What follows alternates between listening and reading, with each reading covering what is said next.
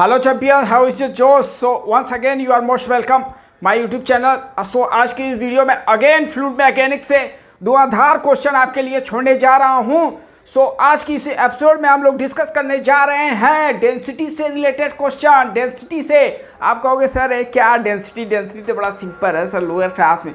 तो अगर सिंपल है तो मैं क्वेश्चन देने जा रहा हूँ. अगर आप क्वेश्चन को सॉल्व करके कमेंट्स कर दिए तो मैं मान जाऊँगा रियल स्टूडेंट्स.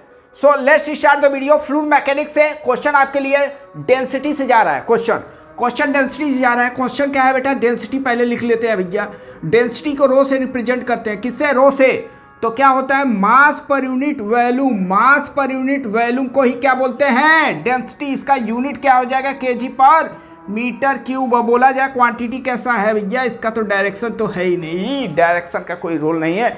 डेंसिटी में क्या बोलते हो? क्या ईस्ट वेस्ट नॉर्थ साउथ है? कोई कुछ पता नहीं है. तो एक ऐसा स्केलर क्वांटिटी है, ये आपको मालूम होना चाहिए. ठीक है. अच्छा रही बात कुछ जैसे फ्लूइड है, वाटर का डेंसिटी आपको मालूम है. क्वेश्चन में सपोज दैट एग्जाम के ड्यूरेशन में नहीं दिया है तो अब क्या क्वेश्चन नहीं करोगे ना क्वेश्चन. तो आपको डेटा मालूम, आइस का डेंसिटी मालूम है, वाटर का डेंसिटी, मरकरी का डेंसिटी, एयर का डेंसिटी, ये सब मालूम है. तो कुछ डेटा मैं ले रहा हूँ. वाटर का डेंसिटी हो गया भैया 10 की पावर 3 इंटू 10 इंटू क्या लिखेंगे? एमकेएस यूनिट केजी पर मीटर क्यूब. और डेंसिटी ऑफ आइस पूछा जाए तो इससे कम होगा कि अधिक? तो डेंसिटी देखते रहो फ्लोट करता रहता है. इसका मतलब कम है भैया, कम है. तो कम है, कितना कम है? 0.1 इंटू 10 की पावर 3 केजी पर मीटर क्यूब. बोलो ऐसे क्या कितना है? इतना आपको मालूम होना चाहिए. मरकरी का डेंसिटी है भैया 13.6 इंटू 10 की पावर 3 केजी पर मीटर क्यूब. तो इन सब का डेंसिटी जो है मरकरी का हाई है तो मरकरी नीचे रहेगा. अब पूछा जाए एयर का भी लिख लो. डेंसिटी 1.29 नियर अबाउट होता है. तो डेंसिटी का मतलब मालिक्यूल कितने पास में है. अगर मालिक्यूल जितने पास में हो गया उसका डेंसिटी उतना हाई होगा. तो अगर डेंसिटी क्वेश्चन थ्योरेटिकली आ रहा है तो उसके मालिक्यूल को टारगेट करो. मालिक्यूल क्लोज पास में जा रहे हैं कि दूर जा रहे हैं. तो इसी बेस पे एक क्वेश्चन बना हुआ है बेटा. तो डेंसिटी का एक छोटा सा थ्योरेटिकल आपको क्वेश्चन लेने जा रहा हूं. क्वेश्चन क्या पूछा है? मिल्क में से क्या निकालते हैं हम लोग? क्रीम निकालते हैं, मक्खन निकालते हैं. तो क्वेश्चन ये पूछा है मिल्क में से अगर क्रीम निकाला जाए तो उसका डेंसिटी क्या होगा? मिल्क का बढ़ेगा घटेगा या रिमेन सेम? कमेंट्स करिए. और एक बार कंसेप्चुअली उसको मैं डील करने जा रहा हूँ, समझना ध्यान से. सो बेटा मैं बोला कि मालिक्यूल अगर पास मालिक्यूल को टारगेट करो. अगर मालिक्यूल पास में हो गए तो डेंसिटी बढ़ेगा, नहीं तो अगर नहीं बढ़ रहा है तो, अगर घट रहा है तो घटेगा और बढ़ रहा है तो बढ़ेगा. डेंसिटी अगर मालिक्यूल पास में जा रहे हैं तो ऑब्वियसली क्या होगा? डेंसिटी बढ़ेगा. यही टारगेट करना है. ठीक है ना. तो मैं समझना ध्यान से, थोड़ा समझने की बात है और सोचने की बात है, नहीं तो सब कुछ नहीं है. ओके. तो आप समझना ध्यान से. ये अपना क्या है? मिल्क है बेटा. तो मिल्क के मालिक्यूल और यहाँ पे क्या है? मक्खन के मालिक्यूल. ऐसे समझो क्या है? मक्खन. ये बड़ा मक्खन का जो मालिक्यूल होगा ऐसे समझो थोड़ा बड़े साइज में होगा. ऐसे मैं मान लिया मक्खन का है. एक एग्जाम्पल एज्यूम कर लिया भैया. थोड़ा ग्रेटर है, थोड़ा को ही थोड़ा अधिक दिखा दिया. ए मक्खन के मालिक्यूल. अगर वो मक्खन का, अब मैं बोला क्या मक्खन को अगर निकाला जाए तो क्या मिल्क का डेंसिटी बढ़ेगा घटेगा? अब समझना ध्यान से. मैं बोला कि अगर मालिक्यूल क्लोज में जाएंगे तो डेंसिटी बढ़ेगा. अच्छा अब बताओ, जैसे ही मक्खन को हम निकाले बेटा तो वहाँ पे तो कैविटी आ गया. वहाँ पे जब कैविटी आ गया तो जो मिल्क है उस कैविटी को क्या करेंगे? फील करेंगे. मतलब उस अंदर जाएंगे, वो कैविटी के अंदर जाएंगे तो जो मिल्क का मॉलिक्यूल होगा वो क्या होगा? क्लोज में हो जाएगा. इसका मतलब डेंसिटी बढ़ जाएगा. तो बहुत बार एग्जाम में पूछा हुआ है, बहुत स्टूडेंट 99% स्टूडेंट गलत किए हैं. ओके. अब ऐसे इसी सिमिलर बेस पे एक मैं आपसे क्वेश्चन पूछ रहा हूँ, कमेंट्स करना. ओके. क्या है क्वेश्चन बेटा? एयर है और एयर में क्या हो रहा है? रेनिंग हो रहा है. तो रेनिंग होने के ड्यूरेशन में जो एयर का डेंसिटी बढ़ेगा घटेगा, वेव में आपको मिलेगा. जब हम लोग पढ़ते हैं वेलोसिटी ऑफ साउंड तो वहाँ पे ये सब डिस्कस किया जाता है. बट एक बार ट्राई करना. एयर में जब रेन ड्रॉप आएगा या जब रेनिंग होगा तो एयर का डेंसिटी बढ़ेगा घटेगा? आप कमेंट्स करिए. ओके. अब मैं नेक्स्ट क्वेश्चन लेने जा रहा हूँ, न्यूमेरिकल क्वेश्चन. तो ये सब आपको डेटा मालूम होना चाहिए. अच्छा एयर का डेंसिटी, कहीं आपको क्वेश्चन आ रहा है तो एयर का डेंसिटी दिया नहीं रहेगा तो आपको मालूम होना चाहिए 1.29. ओके. तो एयर का डेंसिटी वाटर के कंपेयर में, लिक्विड के कंपेयर में बहुत कम है क्योंकि उसके मालिक्यूल दूर होते हैं. ओके. अच्छा, अब कई क्वेश्चन आ जाए टेम्परेचर के वेरिएशन में, टेम्परेचर बढ़ाने पे एयर का डेंसिटी या गैस का मालिक्यूल का डेंसिटी क्या होगा। तो एयर का जैसे ही टेम्परेचर बढ़ाएंगे तो मालिक्यूल का रेंडमनेस, जैसे ही टेम्परेचर बढ़ाओगे तो काइनेटिक एनर्जी मिलेगा हाफ के टी। टेम्परेचर जैसे बढ़ेगा उसका काइनेटिक एनर्जी बढ़ेगा, और काइनेटिक एनर्जी बढ़ेगा तो वेलोसिटी बढ़ेगा, वेलोसिटी बढ़ेगा तो रेंडमनेस बढ़ गया बेटा।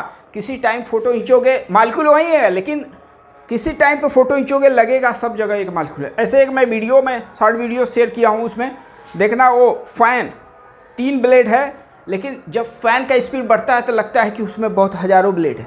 ओके, वही वाला कंसेप्ट है। ओके, चलो क्वेश्चन क्या है आप समझना ध्यान से। अच्छा क्वेश्चन, न्यूमेरिकल क्वेश्चन लेने जा रहा हूँ, काम का क्वेश्चन अब बात चल रहा है, काम का भी बात हो जाए। ओके, सो क्वेश्चन क्या है बेटा, 2 कंटेनर है, लेट कर लिया कंटेनर ए है और दूसरा कंटेनर क्या है, बी है। दूसरा कंटेनर अपना है बी, कंटेनर ए और कंटेनर बी है। इन सब में कुछ फ्लूइड होगा, कुछ वाटर है, कुछ जो भी लिक्विड होगा।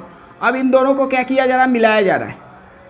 ये क्या किया जा रहा है, मिलाया जा रहा है, मिक्स किया जा रहा है। ओके, क्या किया जा रहा है बेटा, मिक्स किया जा रहा है, समझना ध्यान से।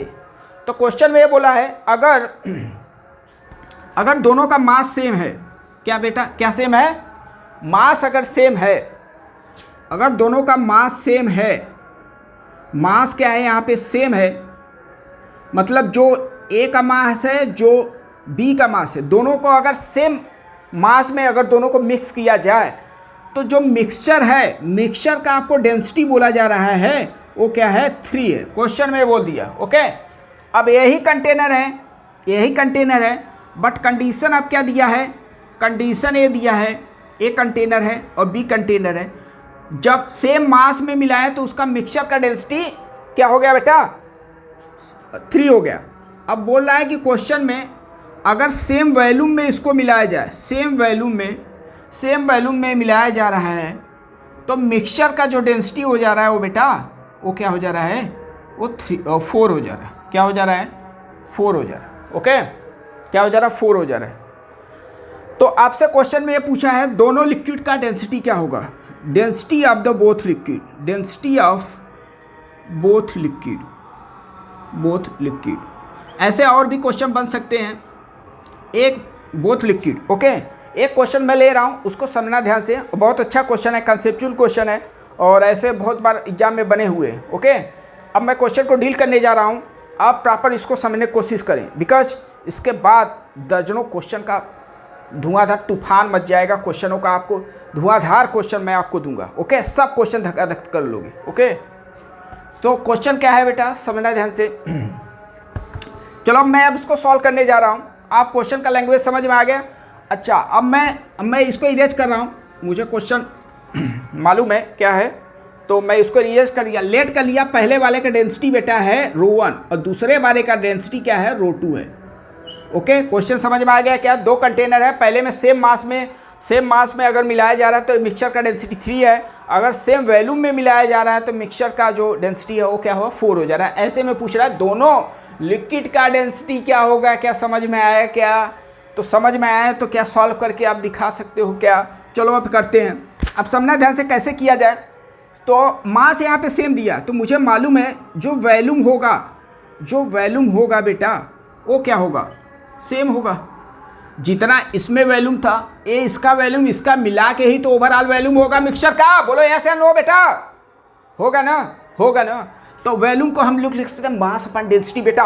मास हो गए m अपान में डेंसिटी इसका ρ1 प्लस मास अपान में डेंसिटी इसका ρ2 इक्वल टू आप बोले। अब यहाँ पे मास क्या लिखूँ बेटा, अब दोनों मास सेम था, जो दोनों मास को जब सेम मिलाया तो मास क्या हो जाएगा, डबल हो जाएगा, मतलब इसमें 2m मास हो गया। अब डेंसिटी किसका, मिक्सचर का, तो मिक्सचर का ही तो डेंसिटी लिखोगे भैया। अब रही बात m स्वाहा हो गया 1/ρ। अब इसका एलसीएम ले लिया तो क्या मिल गया, ρ1 प्लस ρ2 अपान में क्या लिखोगे, ρ1 ρ2 इक्वल टू 2/ρ मिक्सचर का आपको डेंसिटी दे दिया बेटा 3 है। पहला इक्वेशन इसे ले लिया। एक बार इसको फील करें बेटा, एक बार डिसेंड करें, जतन करें। क्वेश्चन को आप जितना समय दोगे कंसेप्ट को जितना समय दोगे वो अपने आप के लिए वो पूरे लाइफ तक आपको याद रहेगा बेटा। कभी शॉर्ट समय के लिए कोई टॉपिक आप पढ़ना मत, जो भी पढ़ना एकदम दिलो जान से पैशन के साथ पढ़ना बेटा, जरूर से जरूर आपको सक्सेस मिलेगा, कभी ना कभी सक्सेस मिलेगा। ओके, बट आप समय दोगे तभी होगा। किसी टॉपिक को बिना समय दिए हो आपको माइंड में रिटेन नहीं रहेगा, ये कंफर्म है, गारंटी के साथ मैं बोल सकता हूँ। कुछ भी कर लो मुश्किल है। चलो अब दूसरा केस क्या बोला है बेटा, वॉल्यूम जब सेम है। अब वॉल्यूम जब सेम है तो मैं ए वाला कंसेप्ट यूज कर रहा हूँ, m1 + m2 equal to mixture का मास। ऐसा लिख सकता हूँ क्या, ऐसा लिख सकता हूँ, मास कंजर्व होगा तो मास को मैं लिख सकता हूँ डेंसिटी इंटू वॉल्यूम। डेंसिटी पहले का 1 है और वॉल्यूम क्वेश्चन में बोला है क्या है, सेम है। अच्छा अब यहाँ पे क्या लिखूँ, मिक्सचर का डेंसिटी, बट वॉल्यूम क्या हो जाएगा, 2b हो जाएगा। तो यही आपको ध्यान देना है, जिसके बारे में वो बोल रहा है ऐसा फार्मूला यूज करो कि वो फार्मूला आ रहा हो, वो क्वांटिटी उसमें आ रहा हो। तो मैं क्या किया, मास इक्वल टू लिख दिया डेंसिटी इंटू वॉल्यूम, वॉल्यूम आ रहा है। अब देखो इसमें क्या बोला था, मास सेम है, तो ऐसा फार्मूला यूज करो जिसमें मास हो, तो मास वॉल्यूम इक्वल टू क्या लिखो, मास अपन डेंसिटी, एक कंसेप्ट है। स्वाहा कुछ हुआ बेटा क्या, हाँ स्वाहा हो गया। ρ1 + ρ2 इक्वल टू मिल गया, मिक्सचर का वैल्यू कितना है, ये मिक्सचर वैल्यू 4 है, तो 4 2 जा क्या हो गया, 8 हो गया, इतना हुआ क्या। अब इसे इक्वेशन 2 लेट कर लिया। अब देखो इसका वैल्यू इसमें मैं रख दिया, इसका वैल्यू अगर इसमें रखूं तो ये अपने आप में क्या हो गया, 8 हो गया। तो 8/ρ1 × ρ2 इक्वल टू 2/3, कुछ स्वाहा हुआ क्या, 4 टाइम्स, तो ये बेटा मिल गया ρ1 × ρ2 का जो वैल्यू मिल रहा है वो क्या है, 12 आ गया। अब आपको दो क्वांटिटी दिया हो, x + y दिया हो, x × y दिया हो, तो ऐसे में x और y का वैल्यू कैसे निकालते हैं। यहाँ पे भी बहुत अच्छा कंसेप्ट है बेटा, मैथमेटिकली कहीं ऐसा प्रॉब्लम आ रहा हो तो कैसे डील करेंगे समझना। बहुत तरीका है इसको सॉल्व करने के, या तो ρ1 का वैल्यू निकाल के इसमें रख दो, क्वाड्रेटिक इक्वेशन बनेगा, उसको आप सॉल्व कर सकते। अब दूसरा एक और मेथड बता रहा हूँ इसको सॉल्व करने का। ऐसा कहीं क्वेश्चन दिया हो, प्रोडक्ट दिया हो और उसका डिफरेंस या सम दिया हो तो कैसे निकालते हैं। ओके, तो मैं क्या किया, देखो ऐसे लिख रहा हूँ, यहाँ पे आइडेंटिटी यूज कर रहा हूँ ρ1 - ρ2, बिकॉज मुझे क्या है ρ1 + ρ2 मालूम है, ρ1 - ρ2 निकालना चाह रहा हूँ। ओके, तो ρ1 - ρ2 का होल स्क्वायर ऐसा लिख सकता हूँ, ρ1 + ρ2 का होल स्क्वायर -4ρ1 × ρ2, क्या ऐसा लिख सकता हूँ क्या, a - b का whole square equal to a + b का होल स्क्वायर -4ab। जब इसको सब्ट्रैक्ट करेंगे, सॉल्व करोगे तो यही तो आएगा, लेकिन मैं इस डेटा को इसमें कन्वर्ट कर दिया क्योंकि a + b मुझे मालूम था। तो a + b मतलब ρ1 + ρ2 का वैल्यू दिया है 8, 8 का स्क्वायर हो गया बेटा -4, और अल्फा इंटू अल्फा ρ1 × ρ2 का वैल्यू कितना है बेटा 12, तो इसको 64 - 48 और आ गया कितना बेटा, सब्ट्रैक्ट करो, 16 आ गया क्या, 16 आ गया क्या। ए है ρ1 - ρ2 का वैल्यू, स्क्वायर का वैल्यू है, बी केयरफुल, तो ρ1 - ρ2 का जो वैल्यू आ रहा है वो रूट ले लो, 4 आ गया। चेक करो क्या 4 आएगा क्या, बस बेटा काम बन गया। ये जो इक्वेशन सेकेंड है इसे लेट कर लो इक्वेशन थर्ड।